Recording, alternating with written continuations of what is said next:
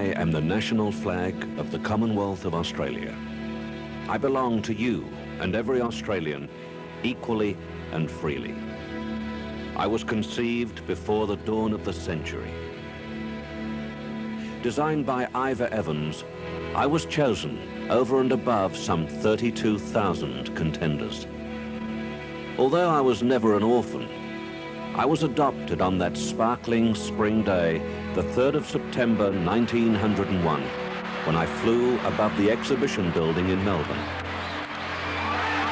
I was hailed and celebrated by people standing on the threshold of nationhood. They took me to their hearts. In that official ceremony, in the presence of our first Prime Minister, I became the chief symbol of a new nation, embracing the ideals of self-determination, national sovereignty, and personal freedom under God.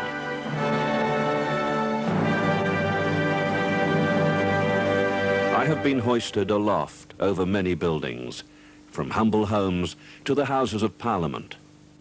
I have listened to every Prime Minister declare his allegiance to me, to our monarch, and to our Constitution. I have witnessed the pledge of each one to protect and defend those freedoms we all cherish, even above life itself. I am carried with pride in ceremonies and processions. I have draped the caskets of your national heroes, carried to their last resting place. The caskets of kings and queens, eminent statesmen, generals, admirals, humble privates, and the unknown soldier. Wherever free men gather, wherever there is justice, faith, hope, charity, and truth, there too am I.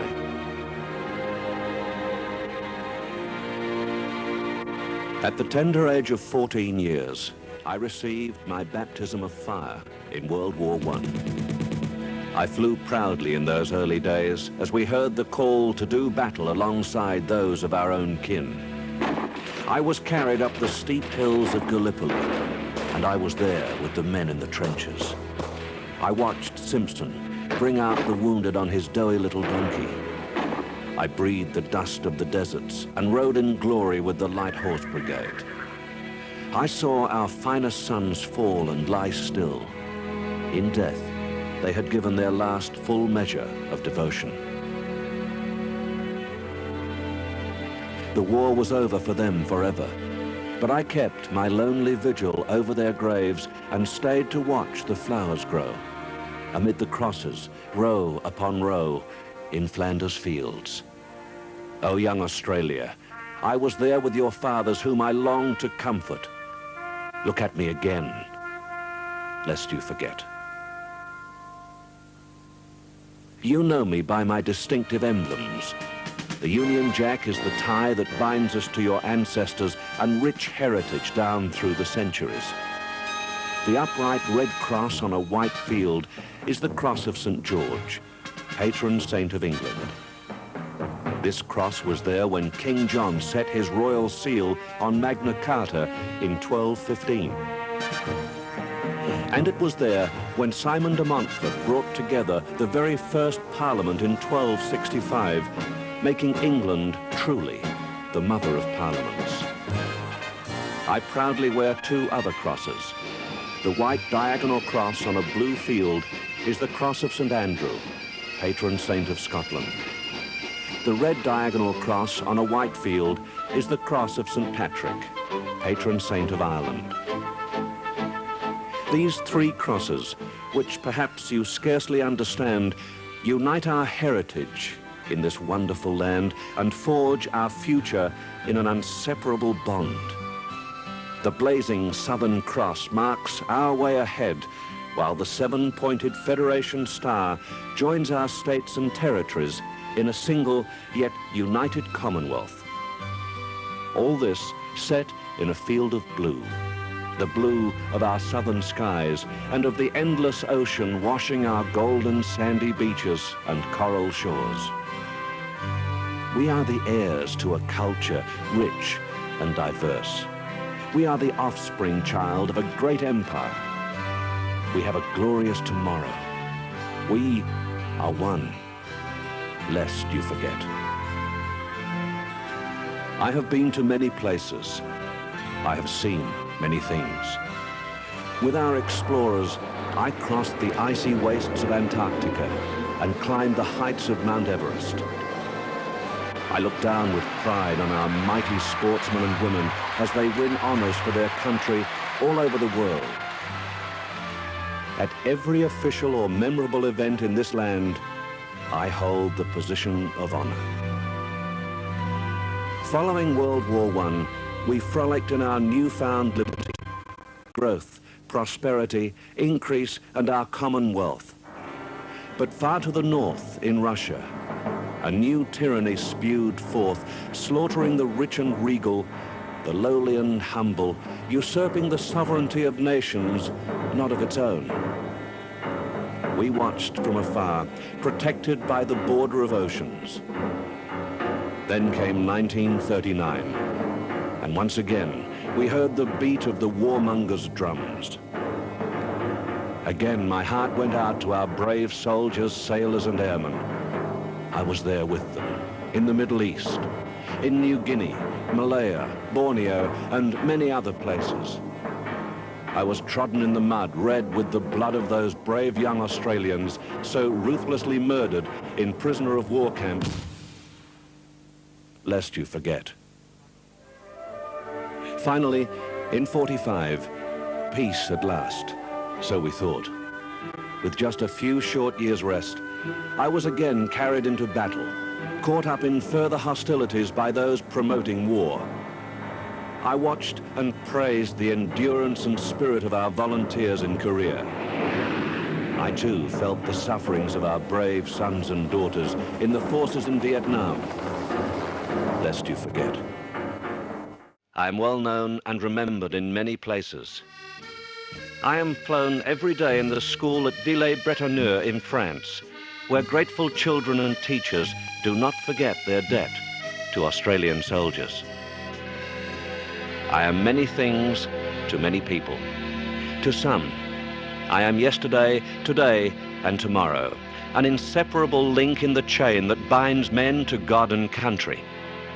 And because I am on the side of God through our great heritage, there are the godless who seek to destroy me and replace those 3 Christian crosses with plants or animals. But they dare not. Why? Because today I am everywhere, in the homes of the humble and the mansions of millionaires. I am in the cities, the suburbs, and in country towns. From coast to coast, right across this great nation, I am raised with pride and dignity. Oh, my people, you have given so much to be Australian, and I am proud that we are one, bonded through trial and triumph. Look at me and remember our heritage and realize our great future. Together we will grow and all the world will know. You must never allow those who seek to reduce diversity into dust, to grind our treasures into a melting pot. And as you consider the future of your own true identity, remember, I was there in your every hour of loss, your every moment of glory. So too, I will be there in all your tomorrows. Though proud, loyal, and glorious through all my short history, there is one thing for which I need you most of all. I cannot fasten myself to the flagstaff, lest you forget.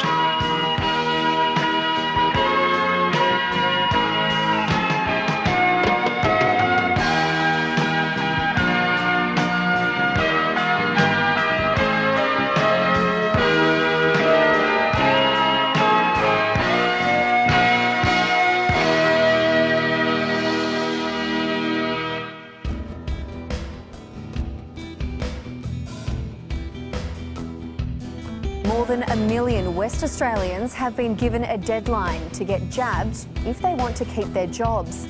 The Premier has announced widespread mandatory vaccination. We are giving vaccination a shot in the arm. If you want to stay in work, go and get vaccinated. If you want to stay in work, go and get vaccinated. The Constitution is divided into 8 chapters.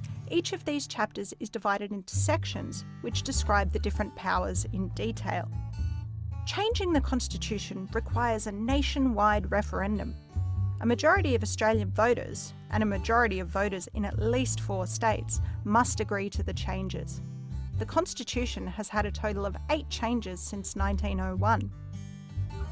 More than 100 years on, the Constitution continues to guide how Australia is governed and how laws are made. It is the framework for our democracy. I don't give a shit who you are, whether you're the police, whether you're the government. You'll have to put a bullet in my head first before you come after any of our children. Let's talk about this guy. Yep, this guy here. Now this guy, pretty arrogant, pretty childish when it comes to people talking to him. He never gets among the people and lets the people ask questions. Our health authorities advise that this is an extremely low public health risk. The risk is real and it is deadly. It means WA has now recorded a total of 1,110 COVID-19 cases since the start of the pandemic. That brings the number of active cases in Western Australia to 16. A total of 12 crew members from the Stolt Secura have contracted COVID out of the 22 crew. These are the 6 cases previously reported who are crew members from the Stolt Secura tanker. The growing crisis on the East Coast, and indeed globally, means we are obliged to do more to protect Western Australians from this virus. From December 1 this year, they'll be required to have received their first COVID-19 vaccine. These workers will need to be fully vaccinated by January 1 next year. This move is based on health advice. We all need to be prepared for a potential Delta outbreak, and the best way to do that is to get vaccinated. Over the course of the last 2 years, the mining sector has run uninterrupted. We've had the whole thing operate uninterrupted because we kept COVID out. But I think the most important thing is that we got health advice that this is the best thing to happen. And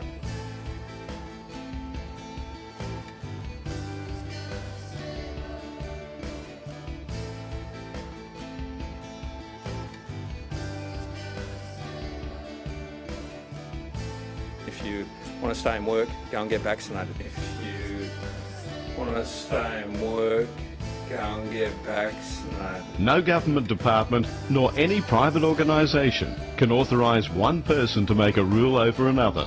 It is illegal because it is a violation of common law in the Criminal Code Act 1995, Section 268(10).